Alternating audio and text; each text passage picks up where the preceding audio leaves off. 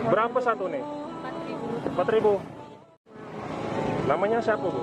Rista. Rista. Oh, anaknya berapa? Anak saya 5. 5 ya? Iya. Masya Allah. Suami Sama. kerja juga? Jualan gini. Jualan gini juga? Iya. Oh, Ibu Rista ini anaknya ada 5. Jadi beliau ini sehari-hari jualan ini ya? Iya. Jualan apa, Bu? Kue bebongkos sama kuliner.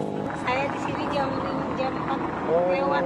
ini guys. Nah, langsung coba ya, Bang Johan. Mantap. Enak ya. Jadi kalau jualan dari jam berapa sampai jam berapa? Saya dari jam 4 lewat sampai jam 6 lewat. Gitu ya. Iya. Sampai di rumah mau habis maghrib. Hampir isya. Sudah berapa lama jualan di sini? Saya sudah 2 tahun lebih. 2 tahun lebih jualan di sini ya. Iya. Oh. Gimana rasanya, Bang? Manis, enak ya. Iya.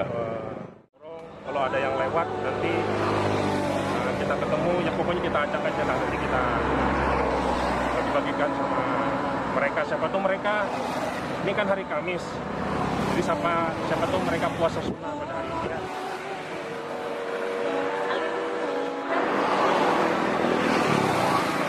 Nah, lanjut ya.